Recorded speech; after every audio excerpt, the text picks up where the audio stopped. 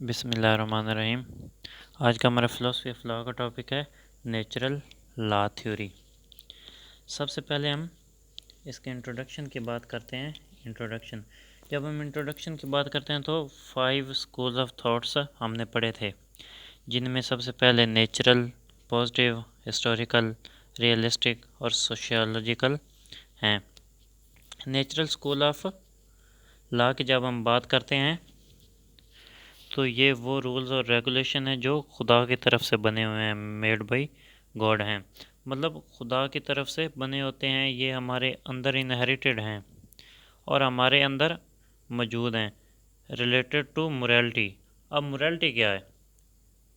Morality ये है कि कोई भी चीज़ जिसकी हमें पहचान हो, हम खुद उसकी निशानदेही कर सकें कि क्या वो चीज़ सही है या गलत है। हालांकि ये कोई कानून में नहीं दी होती कि ये चीज़ गलत है या सही है। इसके अब हम एक मिसाल देखते हैं।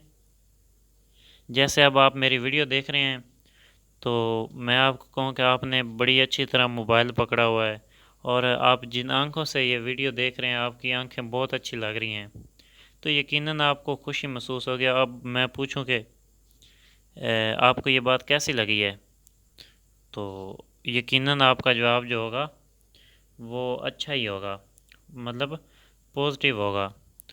तो अगर मैं कहूँ कि आपने जो मोबाइल पकड़ा, आपके हाथ जो हैं वो कांप रहे हैं और सही तरह नहीं पकड़ा, और माजरत के साथ जो आपकी आंखें हैं वो नशियों जैसी लग रही हैं, तो आपको गुस्सा आएगा और आपका जवाब नेगेटिव होगा।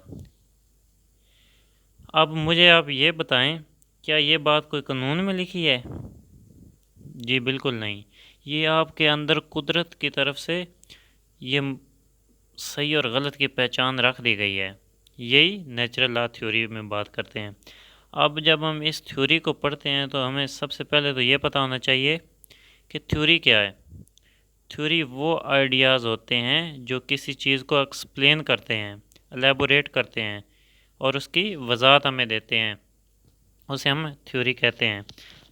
तो हम इसकी डेफिनेशन की बात करते हैं। The set of principles of your right and wrong that are inherited in nature and not created by man, a judge और सोसाइटी। अब इसका मतलब क्या है? इसका मतलब ये है कि सेट ऑफ प्रिंसिपल्स जो कि आपको कुदरती तौर पे नेचर से मिले हैं और आपको पता है कि राइट और रॉन्ग की पहचान पता है, आप पहचान कर सकते हैं। ये कोई आपको किसी जज या सोसाइटी या साइंटिस्ट या मैन की तरफ से नहीं दिए गए, बल्कि आप खुद इसकी पहचान कर सकते हैं। अब हम आते हैं इसके डिफरेंट नेम्स की तरफ। इसके काफ़ी सारे अलग-अलग नेम्स हैं और इन नेम से मुख्तलिफ नेम से किसी तरह भी क्वेश्चन आ सकता है, तो आपने कंफ्यूज नहीं होना। इसमें नेचुरलिज्म है, नेचुरल लॉ थॉट है, डिवाइन लॉ है, नेचुरल लॉ स्कूल है, अनरिटन लॉ है और लॉ ऑफ मैनकाइंड है, इटर्नल लॉ है, गॉड मेड लॉ है, यूनिवर्सल लॉ है। इनमें से किसी भी आपसे पूछ सकते हैं कि नेचुरल लॉ स्कूल क्या है, तो आपने ये नहीं सोचना ये नेचुरल लॉ थ्योरी ही है, उसी का दूसरा नाम है। अब जब हम इनके फाउंडर्स की बात करते हैं तो उनमें जो मेन नाम है वो सोक्रेट, प्लेटो, अरिस्टोटल के आते हैं।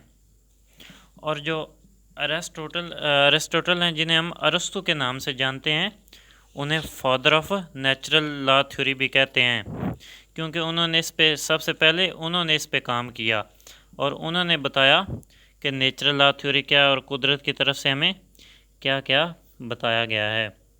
जब हम नेचुरल लॉ थ्योरी की बात करते हैं तो जब से इंसान इस दुनिया में आया तब से ही नेचुरल लॉ मौजूद है, जबकि 19वीं सदी में पॉजिटिव जो पॉजिटिव लॉ थ्योरी है उसको इसके मुकाबले में ला कर खड़ा कर दिया।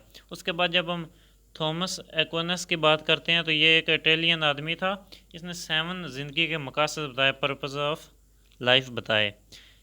तो उनमें से ये जो 2-3 हैं ये इधर पढ़ने ज़रूरी हैं और जो बाकी हैं वो सोशियोलॉजी और पॉलिटिकल साइंस के पर्पसेस हैं। तो फर्स्ट है लाइफ प्रिजर्वेशन। लाइफ प्रिजर्वेशन मतलब है इंसान अपने लिए सब कुछ करता है।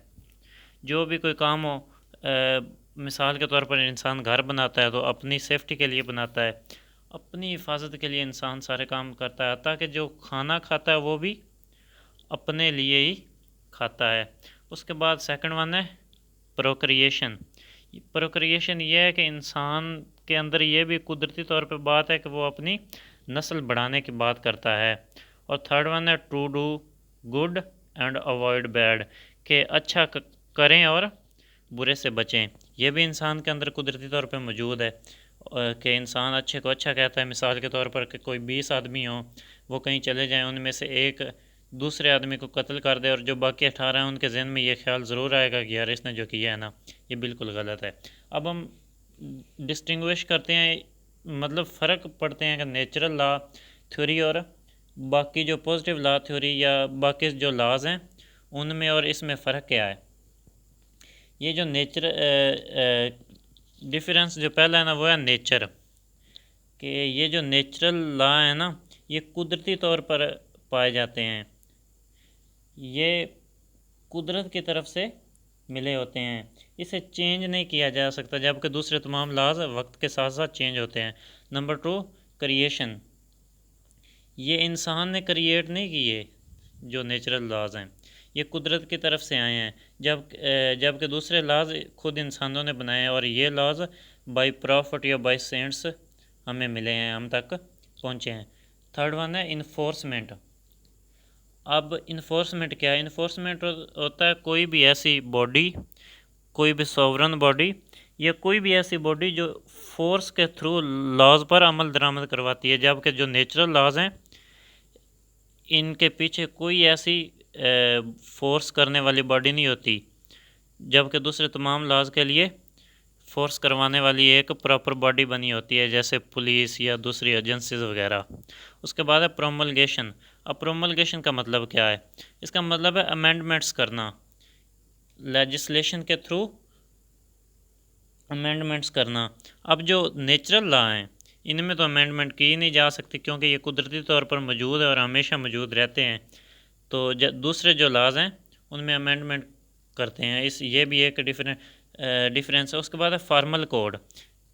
ये जो नेचुरल लॉ होते हैं ये अनरिटन लॉज होते हैं, मतलब ये लिखे नहीं होते, जबकि दूसरे जितने भी लॉज होते हैं वो किसी न किसी सूरत में लिखे होते हैं। उसके बाद हम बात करते हैं एक्सटर्नल लास्टिंग वैल्यूज़। बाकी तमाम लॉज जो होते हैं ना वो कुछ ना कुछ अरसे के बाद चेंज होते हैं, उनमें कोई ना कोई तब्दीली आती है, जबकि नेचुरल लॉज हमेशा हैं और ना ये फेल होते हैं, जबकि दूसरा लॉज कोई ना कोई फेल होता है, कोई ना कोई स्टेज आती है जब वो फेल हो जाता है। तो जो नेचुरल लॉ है ये हमेशा से मौजूद है और हमेशा मौजूद रहते हैं। अब इस हम पढ़ेंगे क्रिटिसिज्म। क्रिटिसाइज़ भी किया गया इसे, वो कैसे कि एक जो फ़िलोसफ़र था उसने तो कहा नेचुरल लॉज जस्ट नॉनसेंस, उसने तो बात ही ख़त्म कर दी कि नॉनसेंस है, ये कुछ नहीं होते, ये ऐसे ही हो, सब कह रहे हैं ये होते ही कुछ नहीं है। एक ने कहा कि ऑस्टन ने कहा कि हमने पढ़ा है ऑस्टन ने ये कहा था कि कोई भी जो लॉज हैं ना वो वक्त के साथ चेंज होते हैं। तो जबकि ये उसने क्रिटिसाइज़ हुआ कि ये कौन से लॉज हुए, फिर ये तो चेंज नहीं हो रहे। उसके अलावा भी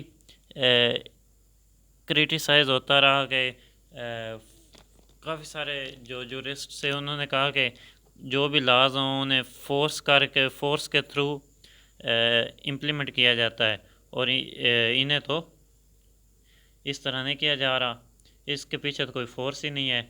और कई और लोगों ने कहा कि वक्त के साथ साथ लॉज को चेंज होना होता है, जबकि ये चेंज नहीं होते।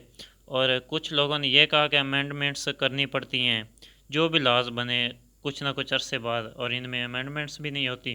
तो काफ़ी सारे लोगों ने क्रिटिसाइज़ भी किया इसे।